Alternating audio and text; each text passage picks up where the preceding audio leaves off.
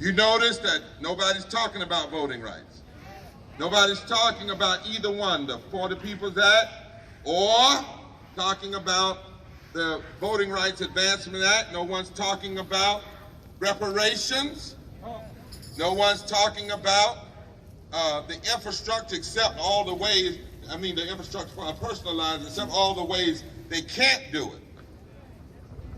We have a crisis of democracy, civilization, and possibility. What are we talking about in America?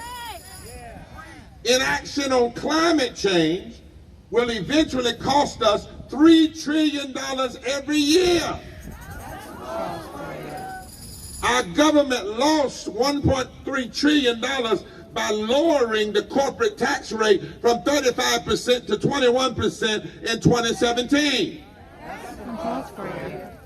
Raising the living wage from $7.25 to $15 an hour would put $328 billion into the hands of families and households. So not raising to a $15 cost us $328 billion a year. $1 billion in food stamps creates $1.70 billion in economic growth.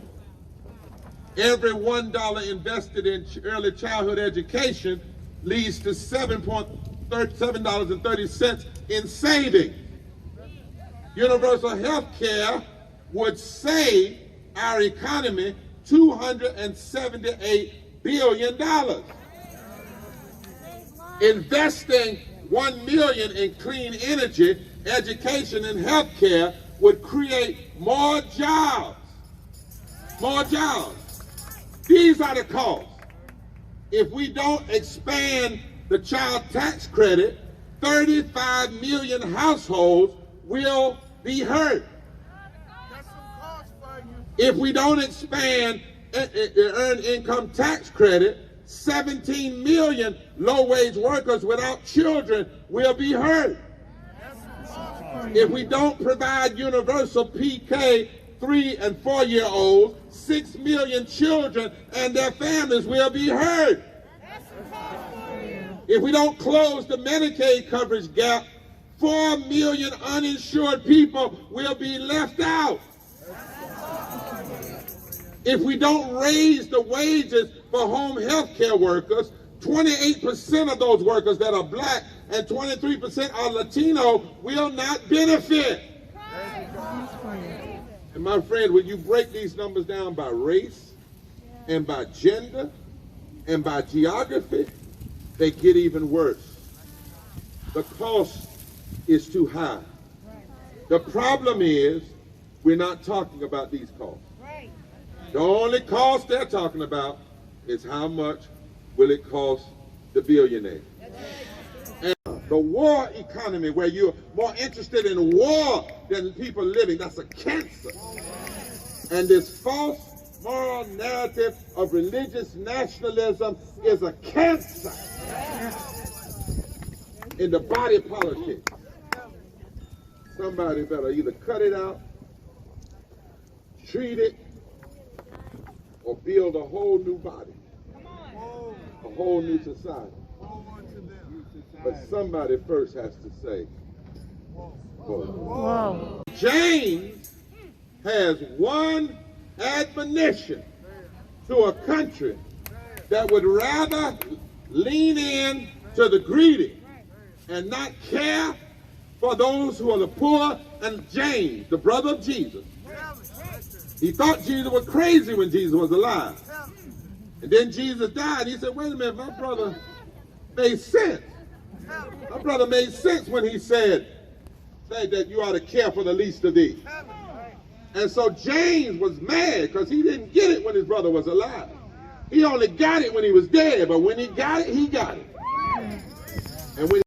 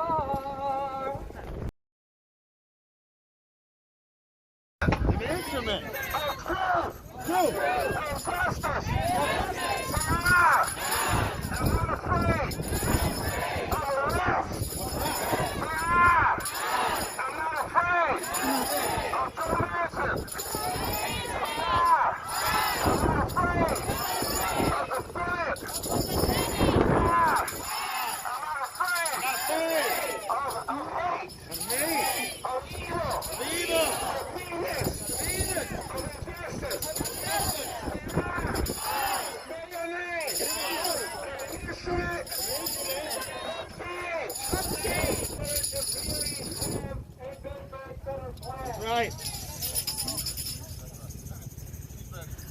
All right, Lieutenant Brian Shaw of the United States Capitol Police. You are engaged in an illegal demonstration. If you do not cease to desist at this time, you will be placed under arrest.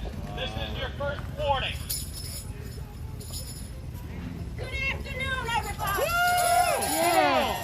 I am so happy to be here, and I'm glad you are. What you have is more on the charge here. I'm part of the West Virginia Poor People's Campaign. I'm national. I'm national cause for my real. Come on, girl.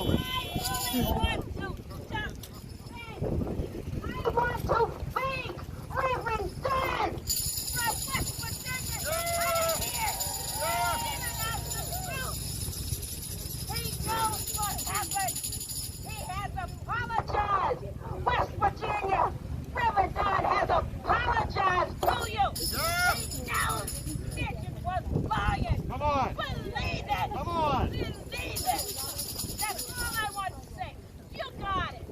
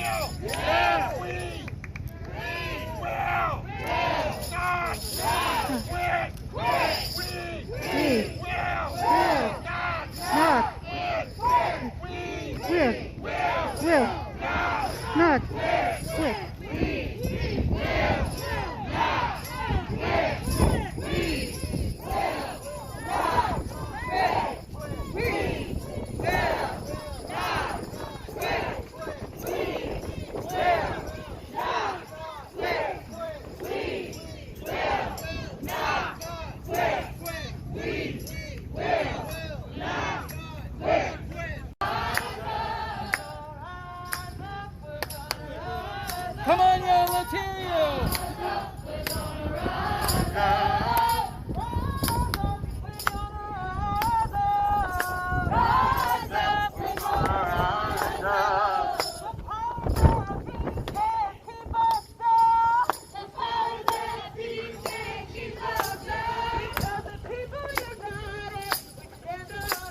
Because the people united, we stand our ground.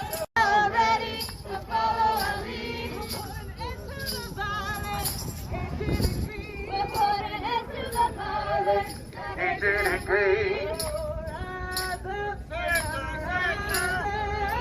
Rise up, we're gonna rise up. Rise up, we're gonna rise up. We ain't gonna let nobody turn us around. Because the people united will stand our ground. Because the people united will stand our ground. Rise up, we're gonna rise up. Rise up, we're gonna